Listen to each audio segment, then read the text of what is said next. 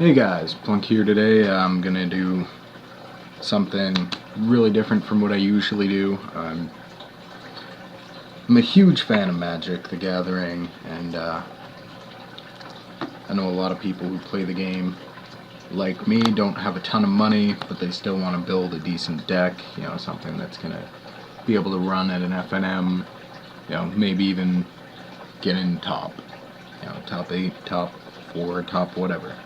So I'm going to show you the deck that I built, tell you a little bit about it, how it runs, give you the pricing, for the total build. It's ridiculously cheap. It's a decent deck to play. It plays really smoothly, and it just works really well. So Mono Black Devotion is a pretty decent deck in Theros Standard.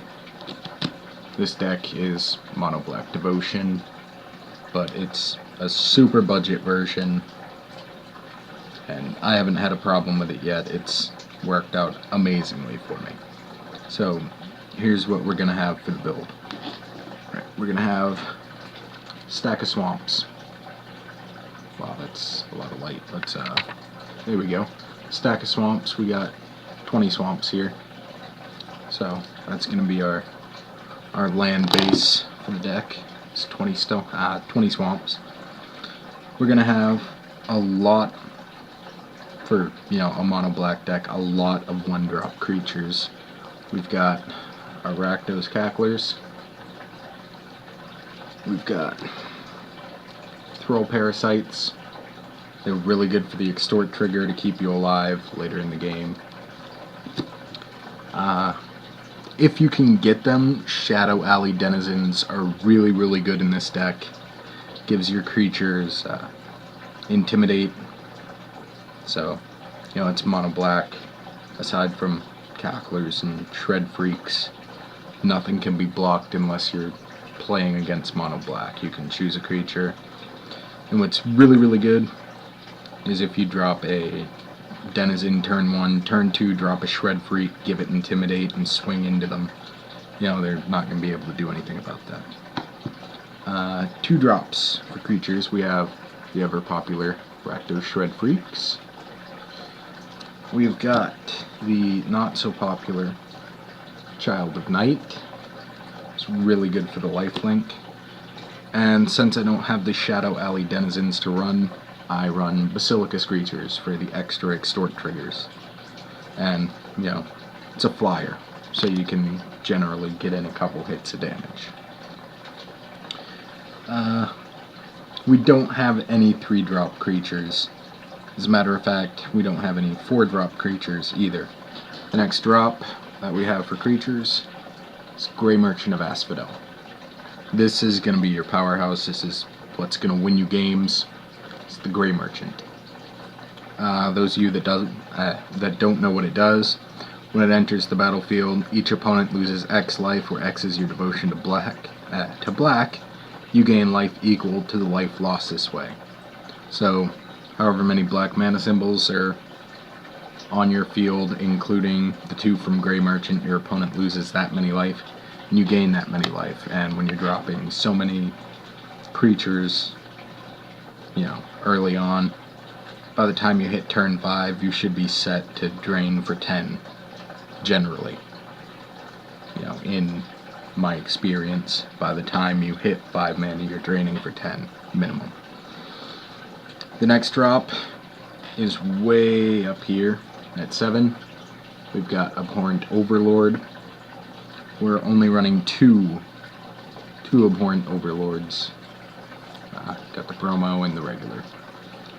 And what it does, it's 7 for a 6/6 flyer. When it enters, you put a number of 1/1 Black Harpy creature tokens with flying onto the battlefield equal to your devotion to black. Same thing as Grey Merchant, except instead of draining life, you put down 1/1 flyers. And at the beginning of your upkeep, you have to sacrifice a creature. If you do get that far that he's what you're putting out, get rid of your Harpy tokens one at a time, because it's better to have your black mana symbols out while you're playing, just in case you draw into another Grey Merchant or another Abhorrent Overlord. You don't want to deal less than you could. Alright, on to spells. For spells, at the 2-drop category, we've got the ever-popular Doomblade. Of course, we're going to run 4. We've got, in my case, a 1 of Pharika's Cure. This can be traded out for anything, and Pharika's Cure is really more of a sideboard card anyways.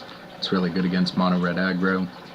You know, you can kill off most of their creatures, slows them down a lot. Next up, we have Read the Bones, also called Scry the Bones. This card's 2 generic and a black, scry 2, draw 2, and lose 2 life. So it's really nice. It's a really good card. Next spell we have is Grisly Spectacle, which isn't... I've never seen it played before I built this deck. It's 4 mana, 2 and 2 black. Destroy target non-artifact creature. Its controller puts a number of cards equal to that creature's power from the top of his or her library into his or her graveyard. What this is really good for is if you're playing against a mono black deck. This right here can come down the same time as a Desecration Demon. And if you're playing against a mono black deck, it's not going to be a budget build. I run 4 of these. If you come up against something that Doomblade can't hit for one reason or another, or they put out something ridiculously powerful like a Mistcutter Hydra that's been played for 12, so it's an 11/11. You hit them with this and you make them mill a ton of their deck. And it's really helpful, gets rid of a lot of threats, especially when you're playing against mono black. They drop the Desecration Demon turn 4.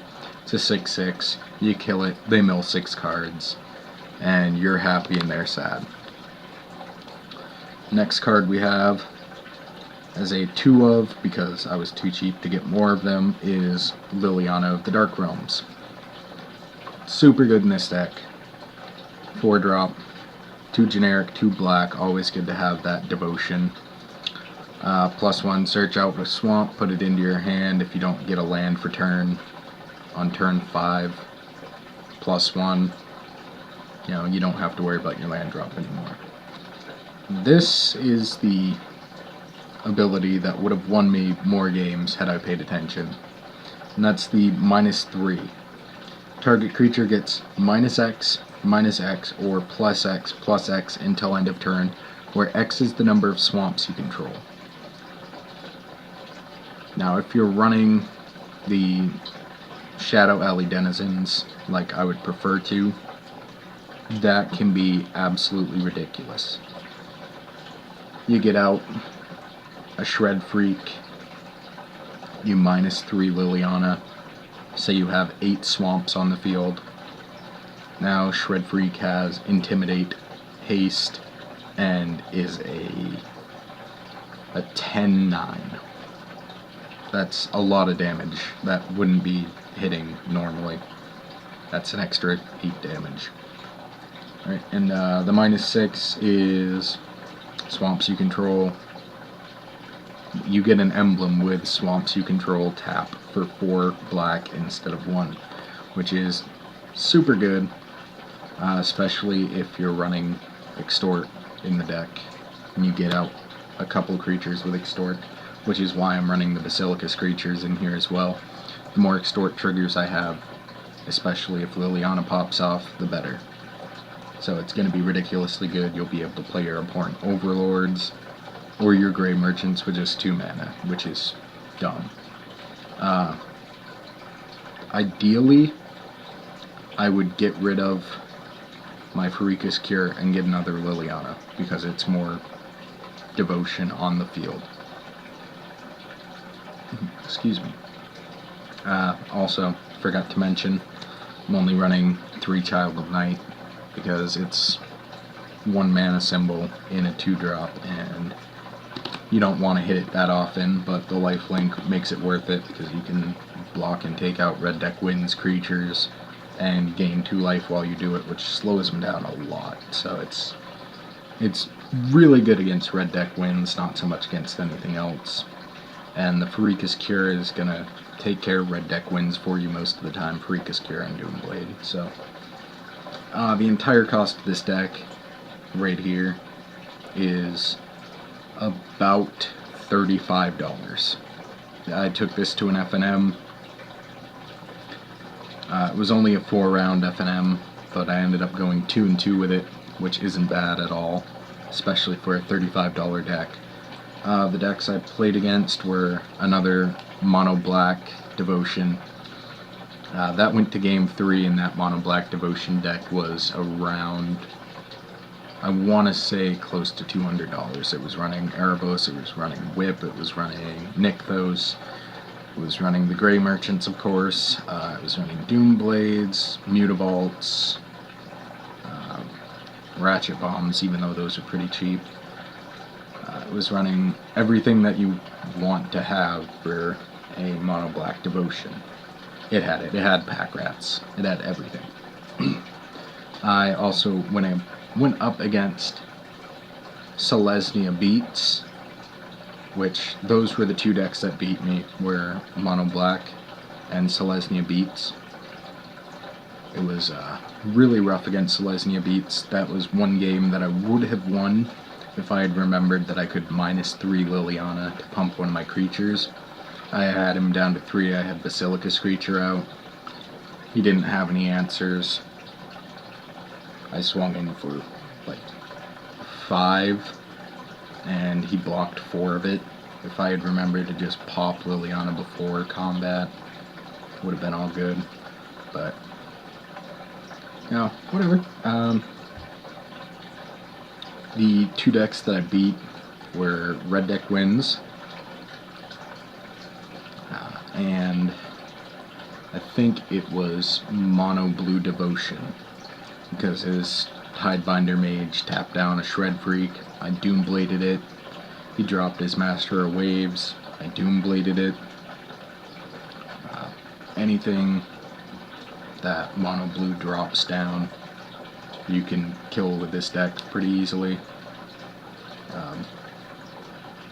If all you've got down is Liliana, no creatures, and they drop a Master of Waves, and they get like 12 tokens on your next turn before they can attack, you just -3 Lily, you know, kill the Master of Waves, and all their tokens are gone. They have no tokens, and they're not going to be able to hit you as hard as they could. It is obviously not going to be lethal. So, you know, it's a pretty decent deck, really easy to build. I'll post a deck list in the description. Yeah, I hope I help somebody out there build a decent, cheap Magic deck that's, you know, hopefully going to do some good for them. So it's a really fun deck to play as well. I have to throw that out there. I had a lot of fun playing Red Deck Wins. I've had fun playing Esper Control. I've never had so much fun as when I played this deck. It's, besides EDH, obviously, because EDH is all fun. But in Standard, I've never had as much fun as when I played this deck. It's just stupid fun to play. So, yeah, that's going to be it. Hope you guys enjoyed the video. Yeah, like it if you would like to. Thumbs up for Liliana Playmat. And enjoy. Have a nice day.